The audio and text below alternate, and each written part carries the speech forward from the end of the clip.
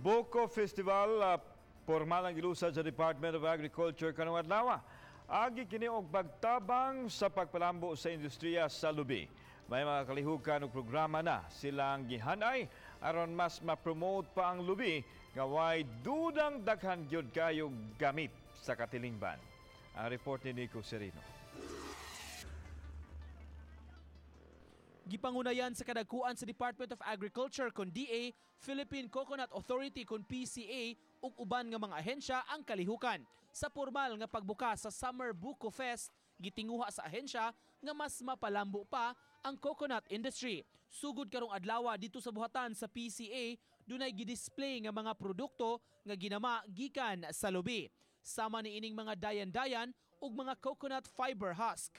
May mga pagkaon ug food supplements usab kansang mga sangkap gikan sa lubi. Usa sa mga produkto ang coconut sugar nga matud pa healthy alternative sa ordinaryong asukar. Mubo ang iyang glycemic index. So meaning ang atong kanang acceptable level ba ng katamisan sa atong lawas kay 35 to 38 lang iyang GI. So meaning acceptable sa atong lawas siya. Dili siya yung nga excessive siya. Ang kanang table sugar nato na regular abot sa 60 pataas. So medyo sa mga diabetics. So kining area karon amo gini gi-develop, amo gi-devote nga naatay lugar nga maka-display umapuhon ana ni mga lubi, anay mga butong. Unya naagid tay gate nga mo kung sa tong gusto gud nga on the spot mo kaon na naman tay puy parag hiwa ug mo kaon sila mo inom naapoy tay mga lingkuranan og mga table. Subay sa kamanduan ni Agriculture Secretary Manny Piñol, ang mga buhatan sa DA ug ubang ahensya giauhag nga palabihon ang paggamit sa butong aron pagtabang sa mga mag-uuma. Gani sa tigom sa mga opisyalis kaganiha, lain-laing produkto nga gikan sa lubi ang ilang gipangaon.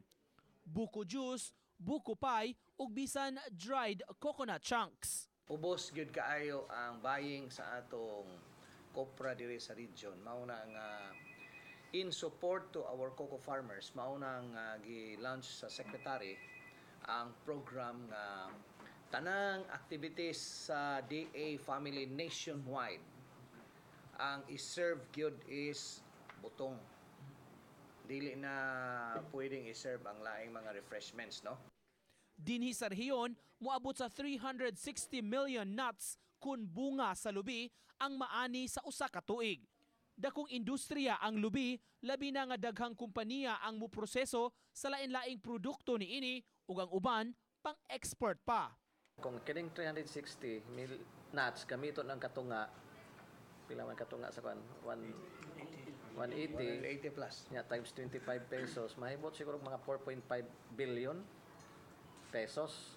Inga nakadako ang although compare sa Rhine regions dagko god kay sila pero dinhi mo nang og simple lang nga mathematics mo nang industriya sa Buko. Uban ni Rod Prado, Nico Sereno, Balitang Bisdak.